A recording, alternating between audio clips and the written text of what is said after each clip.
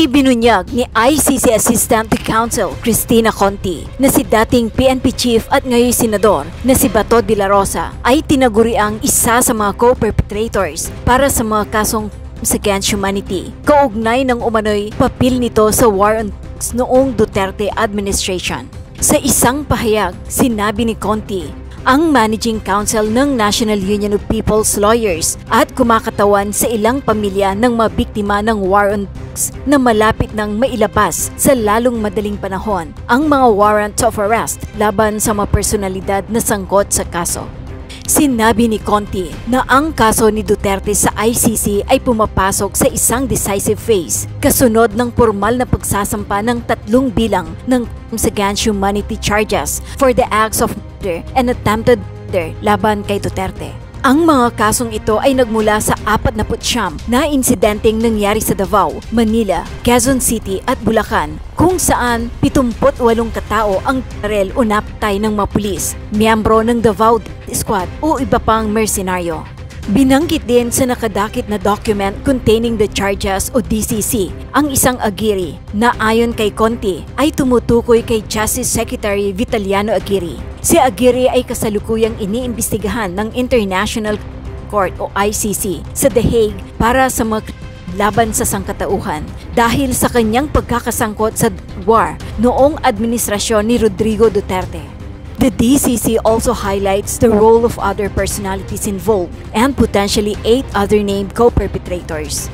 Former PNP Chief and now Senator Ronald Bato de la Rosa and former Justice Secretary Vitaliano Aguirre II were named in the DCC because of their clear involvement in taking the Davao Squad killings nationwide. A clear argument that warrant should also be issued against them. Ani Cristina Conti. Sa inyo rin namin nalaman yung pagkatanggal sa pagka-redact ng at least 2 pangalan na sangkot dito sa war on drugs, Aguirre and Bato. Yeah. Ano implication nun? Bakit? Hindi ako yun. Hindi pala ikaw. Pero minabasa nating lahat. Nabasa nating lahat. Nabasa natin lahat. Kumbaga, hindi ako ang nagsalita. Oo, hindi siya Attorney Conti. Pasensya na po. Pero sabihin, anong reaction natin na? Yun nga, parang kasi redacted lahat ng names pero biglang merong 2 pangalang lumutang.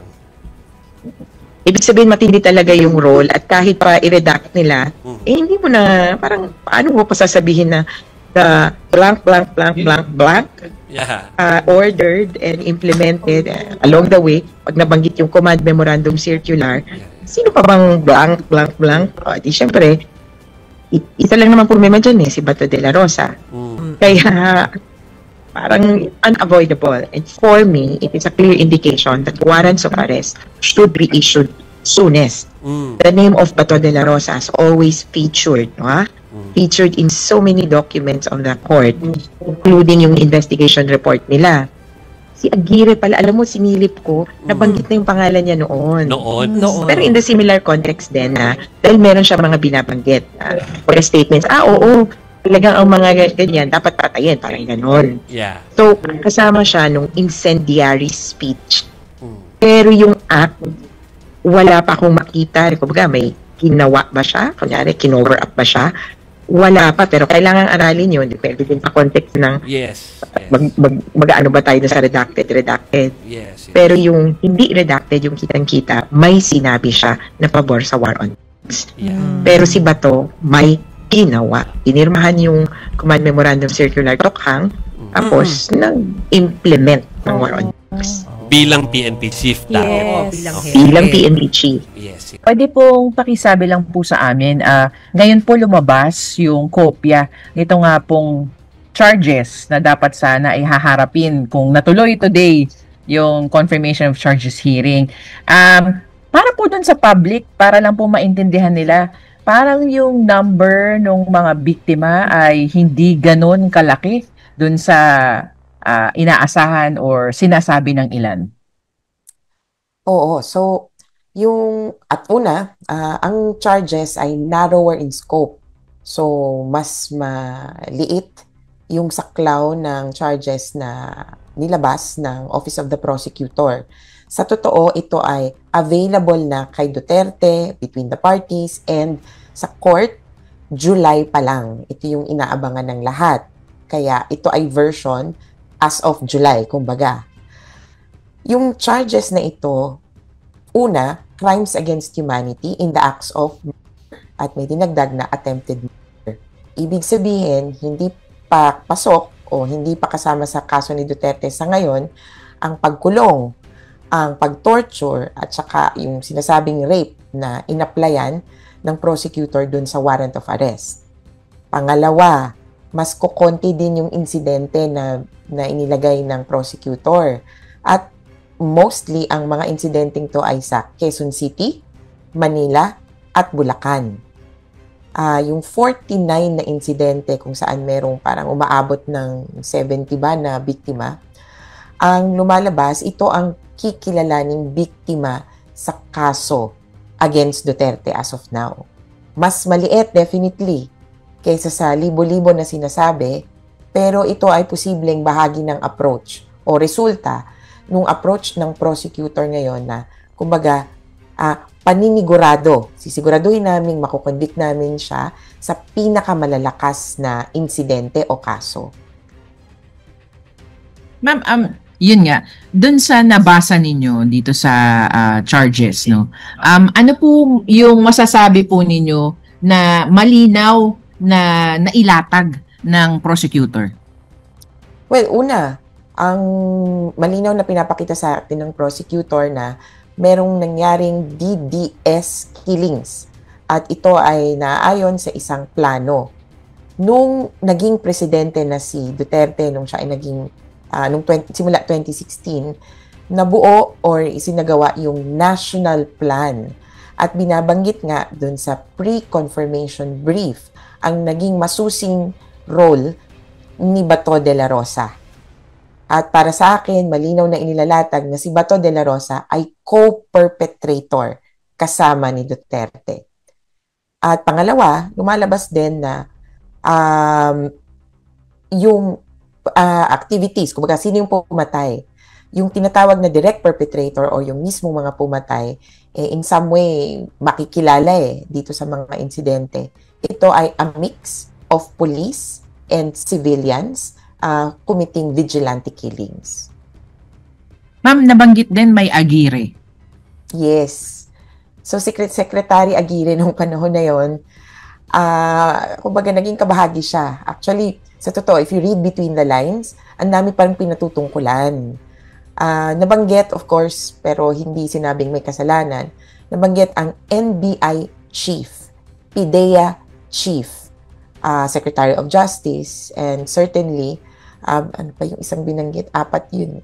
IAS at saka NAPOLCOM. At ibig sabihin, kabahagi sila ng buong sistema ng kawalang pananagutan. Kumbaga, may otoridad siyang i-appoint yung mga yon at therefore, pinatakas o pinawalang, kumbaga, sinigurado nila na mapapawalang sala yung mga may gawa.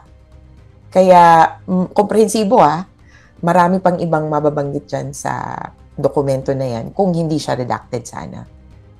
Okay na po ako, guys. Take it away. Ma'am, nakita ko po dun sa document, meron po mga co-perpetrators na redacted yung names. Ibig sabihin po ba nito, ipapadala rin sila sa The Hague, if ever po? Posible. Kasi kung co-perpetrator ka, na sa punto kasi nung dokumento, ang binanggit lang na co-perpetrator ay yung mga matataas ang ranggo. Hindi naman sinama lahat Kaya, palagay ko itong mga yung mga pangalan kung malalaman, susunod na magiging magiging subject ng warrant of arrest. Kung magbabanggitan na nga sana ngayong araw ng ano ba itong planong ito, ano ba ang nangyari sa Pilipinas, definitely titimo na sa mga judges yung naging role hindi lang ni Duterte, kundi nung iba pa. Kaya, there is no other reason but no other way but to issue warrants of arrest against other co-perpetrators.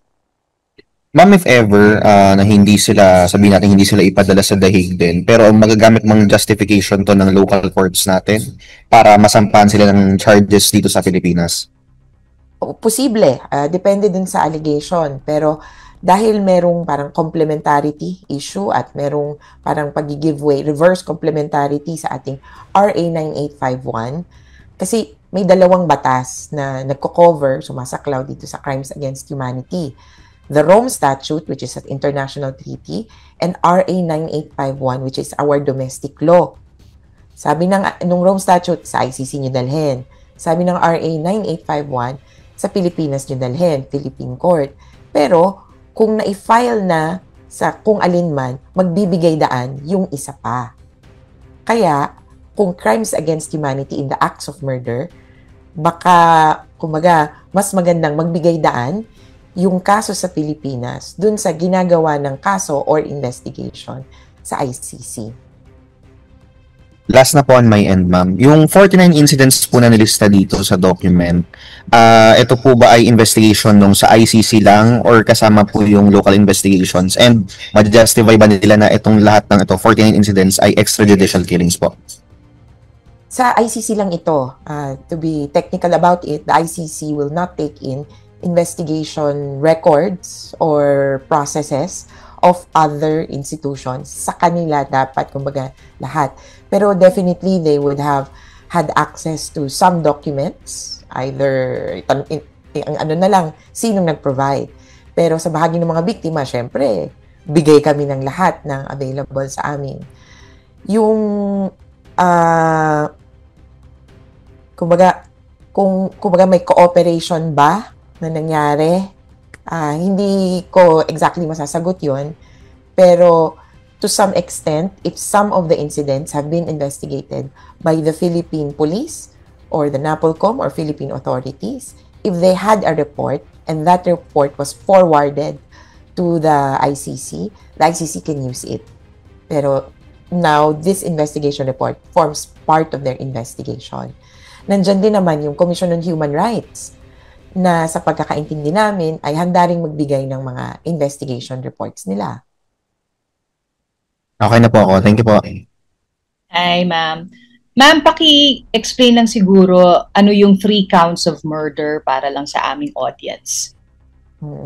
So, una, ilinaw ko na ang kaso kay Duterte ay 3 counts of crimes against humanity in the acts of murder, yung dalawa, yung isa, in the acts of murder, and attempted murder. May kaibahan yon dahil yung konteksto ng murder, parang, may pinatay. Pero yung crimes against humanity, sinadyang patayin ang marami at sistematikong pinatay sila. Yung 3 counts na ito, may parang kategorya or classification. Yung konteksto ng mga patayan nung panahon na mayor siya o vice mayor ng Davao, sa pagitan ng 2011 hanggang 2016, June. Meron ding, yung pangalawang count, yung pag-utos niya sa pagpatay sa mga high-value targets nung panahon na presidente na siya. At dito binabanggit na may high-value, high-profile targets. At yung pangatlong kategorya, yung mga inutos niya na patayin sa mga barangay operations. So, ito na yung mas alam natin, mas familiar tayo, na tinukhang sa mga community. Kaya, kumbaga, pinaghiwa-hiwalay nila yon ayon dun sa overall theme. So, nung una, DDS killings. Pangalawa, high-value targets. Then, pangatlo, ito yung mga barangay killings o yung nandun na sa mga communities. Okay. And just to be clear, ma'am, I don't think naman this is the first case heard by the ICC concerning massive killings. In all of those cases, ganun din po ba yung legal na sistema, na parang merong kang sample case at hindi naman yung buong bilang nung kabuoang pinatay? Tama ba, if I understand it correctly? Oo, tama. Pero hindi, parang recent ito na development. I mean, for the ICC, kind of recent. Parang bandang 2016, tagal na rin. Bandang 2016, ang Office of the Prosecutor ay nagbago ng strategiya na gusto nilang siguraduhin magkakaroon ng conviction kahit mas maliit ang saklaw nung kaso or charges na isasampa. Kumbaga, para sa kanila, mas sure ang conviction dito sa mga ganitong insidente. Kaya lang, syempre, may masasangkalan sa ganon. At yun na nga yung reklamo nung sa ibang situations. Nagsimula ito sa case ni Nataganda, na niliitan nila yung saklaw Tapos, yung mga biktima, parang nababawasan din. Ang epekto nito kasi sa mga biktima, kukunti lang din ang kikilalaning victims of the case. At hindi na makakapagbigay ng views and concerns yung labas dun sa saklaw. Kaya yung marami pang iba, baka hindi maririnig ang kanilang boses. Sa ngayon nga, sabi ng ICC, merong 322 na mga application forms silang natanggap. May 304 silang pinrases. Sorry, ano ko to, i-cut nyo na lang So, may 322 na natanggap na application forms ng biktima na gustong mag-participate yung ICC. 304 doon yung pinaprocess nila na magpa-participate sana sa confirmation of charges hearing. 18 kasi sa reparations na lang daw sila magpa-participate. So, later in the process. Sa 304, 15 application form lang ang klaro na pasok doon sa kaso, doon sa saklaw ng kaso na pinag-uusapan natin ngayon. 15 out of 304. Nung una, pinagtaka namin yun na parang, teka, bakit ang liit nung sinasabi nilang pasok or kung pasok sa banga, yung swak doon sa criteria na binigay ng ICC. At ito na pala, dahil mas maliit ang saklaw ng ICC case. Sa 15 na yon, 29 individuals ang equivalent, kumaga 29 victims ang makikilala or pwedeng humarap at magbigay ng views and concerns sa confirmation of charges, kailanman ito matuloy. Pero, gusto din namin sanang hilingin, dahil postpone naman ang confirmation of charges, pag-uusapan namin, pero mas maganda siguro na meron ding extension ng period para mag-apply to be considered as a victim of the case. Ngayon lang din kasi naman natin nalaman kung ano yung buong saklaw ng kaso. Oh, so just correct me if I'm wrong. Yung 78 na sinabi na specific cases per period na considered in the case, yun lang yung considered na victims. Yes, victims of the case. Parang ganun. Okay. So, yung pamilya ng mga yun din lang ang expected to participate. And also, may reparation after? Tama po ba, ma'am? Hindi. Sa reparations, medyo lalawak yan. Meron silang, depende kasi kung anong mapopruwebahan eh. Lalo na kapag na-prove yung systematicity. May ibang pagkakataon na sasabihin ng ICC, ito mga similar incidents. Kaya, sige, papasok yan sa reparations.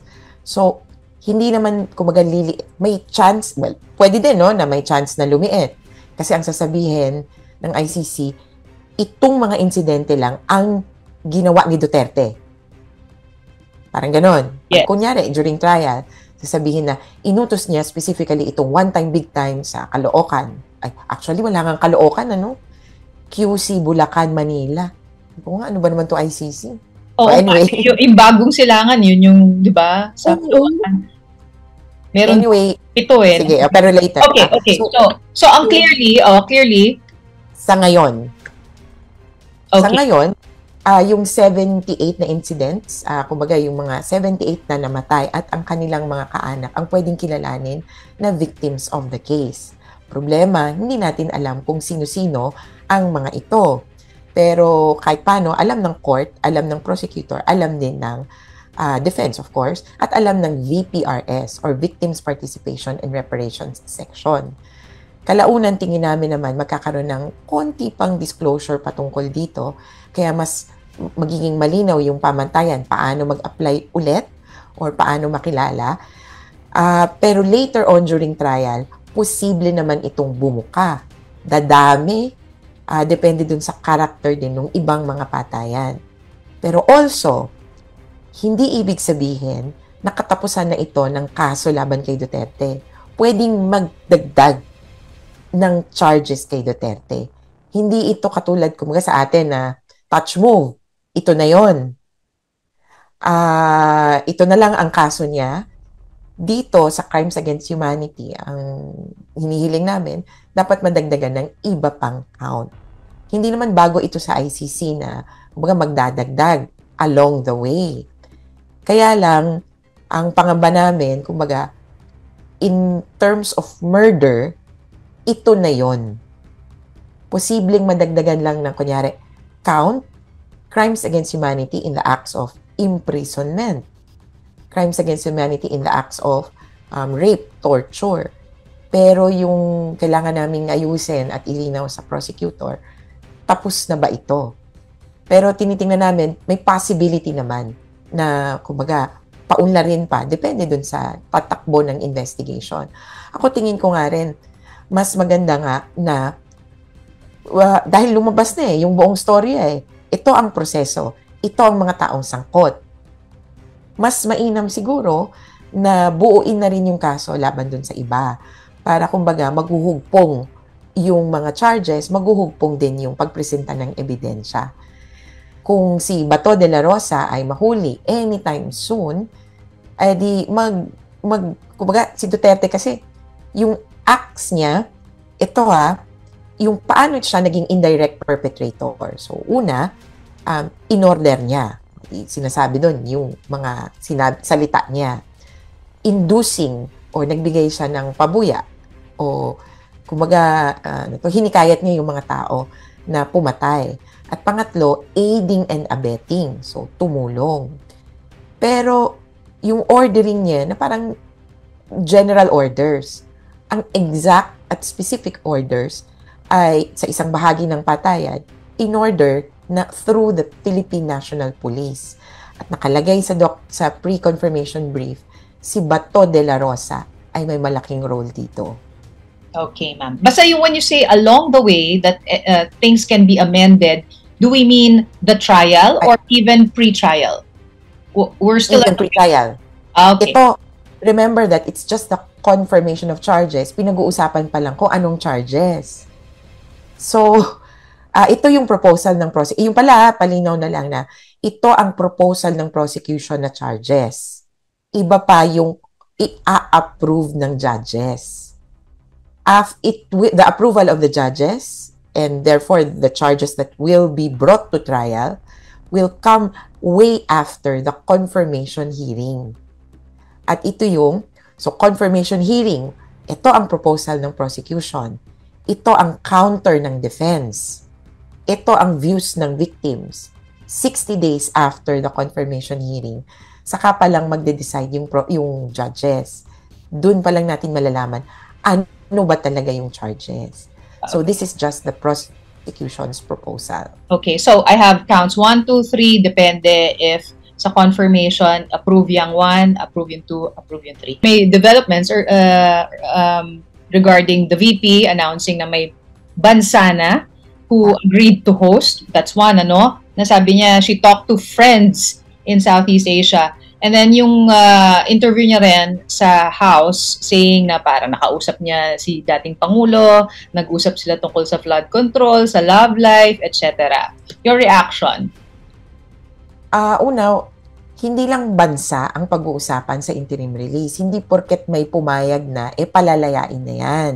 Ang mas importante ay may batayan ba, may basis ba para palayain siya. Sa isang banda, meron ng basis na nakita yung ICC para ikulong siya. Kaya nga inisyo yung warrant of arrest. Dahil tingin nila, risk si Duterte. May 3 risk factors. Una, baka hindi na yan sisipot sa trial. At sinabi nga nila, hindi nga kinikilala yung legitimacy ng ICC. Paano pa susurrender yan kung sakaling nagsimula na yung trial? Pangalawa, yung endangering the proceedings or intimidating victims or potential witnesses, napakalaki. At doon na sinalaysay ng prosecutor nga na ito ang mga ginawa niya noon doon sa mga kumontra sa kanya at nagsikap na mag-investigate sa kanya. Number 1 na yung nangyari kay Laila de Lima. Pinakulong niya yung kumontra sa kanya. And then pangatlo, yung possibility na magkaroon ng dagdag na krimen. At dito, nangangamba sila hindi lang dahil pinangako ni Duterte na, dodoblehin ko ang namamatay sa Davao kapag ako na ang mayor ng Davao. So, hindi lang siya nakaraan, kundi future. Itong recently din, may niraise yung prosecutor na mamangangamba din tayo dun sa mga kamag-anak. Kasi yung actions nila talagang banggang-bangga doon sa international order na pinaninindigan ng ICC. Merong video si Sara Duterte na ang sabi niya ay itatakas na lang natin o i-jailbreak na lang natin to. Kaya parang lalong nadagdagan ng basehan para hindi siya palayain. Hindi bansa o host country lang ang factor dito. Kaya kung pumayag ang bansa, pumayag ang, of course, yung defense, nagre-request, kontra ang prosecutor, kontra ang biktima, ano ang sasabihin ng judges. So marami pang ibang kailangang kumbinsihin, kumbaga. Pero kung Southeast Asia yung sabi niya, no, niisip ko nga to, there are only 2 other member countries or current member countries of the ICC in Southeast Asia. It's Timor-Leste and Cambodia. So it would be interesting kung anong magiging kumbaga reaction nila. Kasi neither of these countries have expressed full support for the ICC. Hindi pa natetest ang kanilang commitment to the court and their obligations. And yung nakausap nga si Duterte, of course, we are facing this petition na i-adjourn yung proceedings because of his incapacity or his cognitive problem. Hanggang ngayon, hindi pa rin kami naniniwala na unfit for trial si Duterte. Buti na lang yung ICC judges, hindi rin. Itong panahon ng postponement, supposedly, ay para i-determine kung ano pa talaga ang nangyayari. Nito lang last week, ang sinasabi ng kamag-anak niya, yung mga apo niya, okay po si Lolo, he is the same Lolo as we know him. There is nothing to worry about, and he is, laging ito yung term, okay. Kaya para sa amin, kanino kami maniniwala? Sa sinasabi ni Attorney Kaufman o na self-serving o sa sinasabi ng mga kapamilya na spontanyong mga statements? At kumaga, sino ang may ganansya na magpanggap na hindi siya okay? Kaya para sa amin, hindi pa kami kumbinsido. At kung ano man, sana ang mapatunayan ng independent experts, hindi lang ng defense experts, kilalanin naman natin yon. What if sabihin natin i-argue ng mga kritiko na, kunti lang naman yung victims na sinasabi doon sa charges, ano ba yung parameters ng crimes against humanity? Sa crimes against humanity, you have to prove that the killings were widespread or systematic. There is no number required. At kung kailangan mo man ng number, at least one was killed within the context of widespread or systematic killings. Hindi yung resulta or yung ending ang importante. Ang mas importante, yung utos. At dahil nangyari yon, you just need to prove na nangyari yung widespread or systematic killings.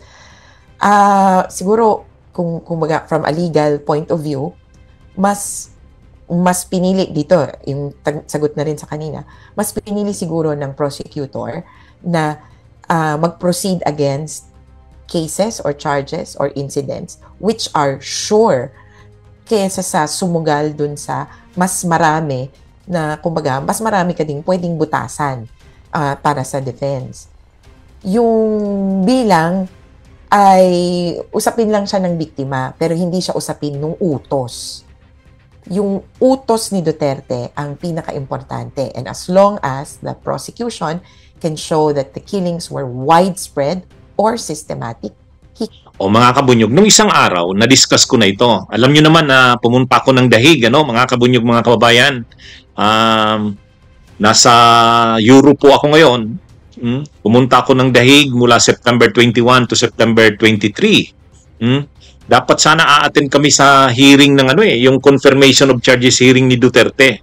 Kay-schedule sana yan, September 23. Kaya lang, maraming maniobra yung mga abogado ni Duterte, sila Kaufman. Nag-request sila, humiling sila sa ICC pre-trial chamber na wag na daw munang ituloy. Unfit for trial na daw si Duterte. Pero kahit hindi natuloy yung trial noong September 23, tumuloy pa rin kami ng mga abogado na tumutulong sa mga biktima, na nakikipaglaban para sa hustisya, no? Kasi naka-schedule na yung aming mga tickets, mga hotels, eroplano. At saka hindi maganda na parang hahayaan na lang natin yung ganyan. Kahit ginagawa nila yung mga maniobrang ganyan, hindi tayo papayag. Kaya tumuloy pa rin tayo. Nag-rally tayo dun sa ICC noong September 21, sa International Court of Justice din September 23. Nag-press con din tayo September 22. Sana napanood nyo. Kasama ko si Attorney Chrissy Conte.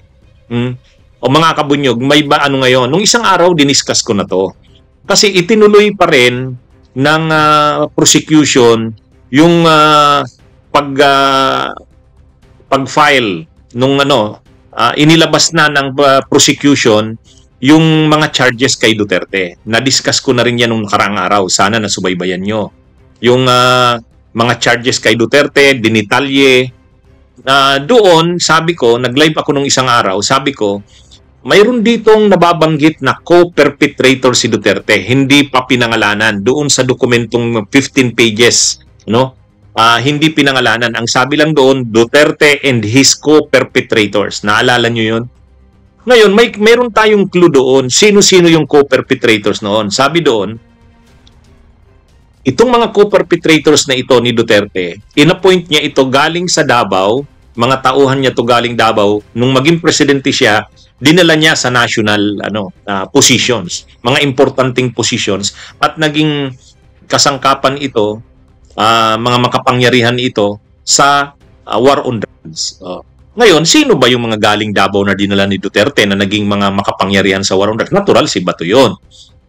Pwedeng si Bongo kasi siya yung tagabigay ng rewards. Pero dahil hindi nga binanggit yung pangalan doon, redacted, hindi ko mabanggit si Bato. Pero sabi ko, sigurado tayo. Ngayon, mayroon palang mas marami pang dokumento na sinapubliko na ang ICC prosecutor. Pinangalanan na talaga. Pinangalanan na talaga si Bato de la Rosa at saka si Aguirre. Ang Aguirre tinutukoy dyan, sigurado tayo, yung secretary ng DOJ nung panahon ni Duterte, si Vitaliano Aguirre yan. At ang De La Rosa, sino pa ba naman ang De La Rosa? Di si Bato De La Rosa. Kaya ito, nung una sabi ko, hindi pinangalanan. Kasi yung hawak kong dokumento, nung nabasa kong dokumento, yung 15-page na documents. Pero sabi ko, di ba, naalala nyo yung live ko? Sabi ko, kahit dito hindi pinapangalanan, malinaw naman si Bato ito eh. Bakit? Mga co-perpetrators ni Duterte, mga galing Davao na linagay niya sa national positions. At sila yung naging mga nagpatupad ng war on. Sino yun? Yung Bato de la Rosa yun. Pero yun, mayroon na palang dokumento. At linabas pala mismo ng ICC. Pinangalanan na si De La Rosa at si Aguirre. Ngayon, paano yung iba? Papangalanan din yan. May isasabay pa. Malamang sila Bongo yan. Sunod na yan. Ano ito mga kabunyog? Sa susunod na mga araw, lalabas na ang mga warrants. Mga warrants of arrest. Actually, si Bato, alam niya na yan. Kaya nga, tinatanong si Bato, sabi, anong masasabi niya? Sabi naman ni Bato, sabi niya, handa naman daw na siya. Ano man daw ang mangyari, handa na siya. Kaya nung isang araw, umiiyak si Bato. Nag-speech siya doon sa Senado. Naaawa daw siya kay Digong. Bakit daw hinahayaan ng gobyerno na maghirap si Duterte doon? Maawa naman daw kay Duterte. Pauwiin na sa Pilipinas. Si Bato, naaawa siya kay Digong. Huwag mong kawaan Bato si Digong. Isipin mo yung sarili mo. Sa susunod na mga araw, ikaw naman ang aarestuhin. At ang problema mo ngayon, hindi kayo itutolerate ni Tito Soto at ni Ping Lacson. Sa tingin ko, kung si Chis Escudero noon, sinabihan ka na huwag kang mag-alala, poproteksyonan ka ng Senado. Ngayon, hindi. Si Tito Soto at si Ping Lacson, hindi. Kung anong batas, susundin nila yan. Pag sinabi ng executive na magko-cooperate ang Pilipinas sa Interpol, wala kang hindi yun susuwayin ni Lacson at ni Soto. Kaya maghanda ka na Bato. Pero sabi naman ni Bato, ready daw siya. O sige, alamin natin kung ready nga. Alamin natin kung ready nga. Pero ang malinaw dito mga kabunyog, mga kababayan, pinangalanan na. Nandun pala yung pangalan na ni De La Rosa at Aguirre. So yung iba, posible pa kaya? Oo. Ano yan? Maraming co-perpetrators yun. Maraming co-perpetrators yun. Pag binasa mo yung mga narration ng mga ng charges, yung mga kinaso kay Duterte, dinitalye kung paano ginawa ni Duterte yon, sinong mga sangkapan niya, tumulong sa kanya para magawa yung mga krimen na yon sa war on drugs. Malinaw, tayo alam natin kung sino doon ang mga masasangkot. Kaya dito sa susunod na mga araw, maglalabasan yan. Siya nga pala, may isa pang development. Ay di ba, bumisita yung mga officials ng embassy ng Pilipinas sa The Hague, bumisita sa kulungan kay Duterte. Nakausap nila si Duterte mismo, in-interview nila. Ngayon, galit si Sara. Galit si Sara, naglabas ng pahayag si Sara Duterte. Baka daw may masamang binabalak ang gobyerno at nagsasabuatan sa ang ICC. Kaya kung may mangyari daw sa kanyang ama, lalo na kung mamatay ito, pananagutan daw yan ng ICC at ng gobyerno ni Marcos. Naglabas na ng statement ang ICC. Sabi ng ICC, hindi naman, ang lahat naman ng pagdalaw sa detention prisoner tulad ni Duterte, alam ng detainee mismo. Ibig sabihin, pinaalam kay Duterte na may bibisita sa iyo, mga galing sa embahada, embassy officials ng Philippines sa The Hague. So papapasukin ba? Payag ka ba? O ganun. Kaya ito naman si Sara Duterte, nagngangawa na kaagad. Sabi daw, hindi man lang daw pinaalam sa kanila, sa pamilya nila. Si Duterte na mismo ang pumayag. Ayon sa statement ng ICC, yung tagapagsalita ng ICC. Sabi ng tagapagsalita ng ICC, ayaw namin mag-comment dyan sa issue na yan. Pero ang malinaw lang, ang mga pagbisita sa detainee o sa nakakulong sa ICC, pinapaalam mismo yan sa detainee. Pinapaalam mismo. Yun, barado ngayon si Sara. Barado ngayon si Sara. Anyway, mga kabunyog, mga kababayan, habang mainit ang mga issues ng katiwalian dito sa ating bansa, itong issue ni Duterte, hindi rin datin ito dapat kalimutan. Kaya tama lang. Nung isang araw, kahit hindi tuloy yung confirmation of charges hearing, itinuloy pa rin ng mga biktima, itinuloy pa rin ng pamilya ng mga biktima, itinuloy pa rin ng mga supporters ng mga human rights groups, itinuloy pa rin naming mga abogado ang pagpunta sa The Hague, sa the Netherlands. Kaya nagrally kami doon para ipakita na hindi namin gusto yung ginawa na hindi itinuloy ang confirmation of charges hearing. Dapat sa kagyat, sa immediate, gawin na. At saka hindi totoo na si Duterte ay unfit for trial.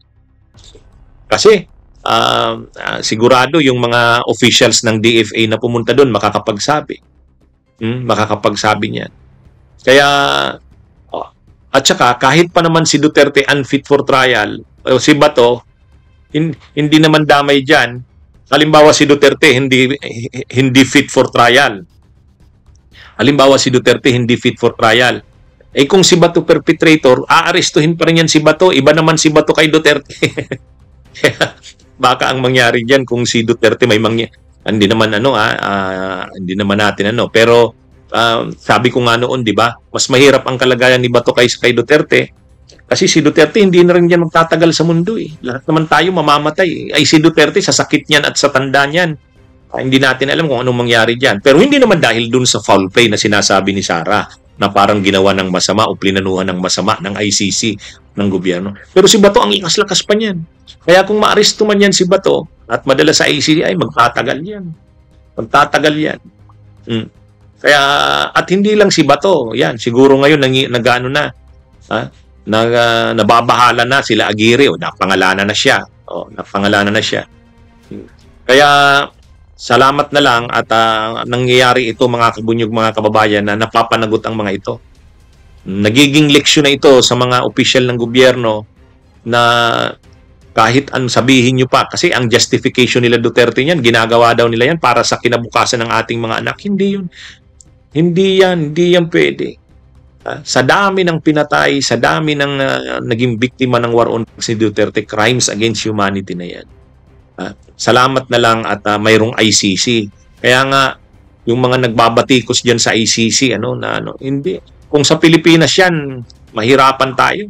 Mahirapan tayo sa ganyan. Kaya, mga kabunyog, ang maganda dito, at least, napangalanan ni sila Bato at Aguirre at may mga isasabay pang iba. Abangan na natin. Itong mga susunod na araw, lalabas na ang warrants para kay Bato at sa iba pa. Yan, abangan natin. Mag-subscribe at i-click ang notification bell para sa mga susunod na video updates. Maraming salamat po.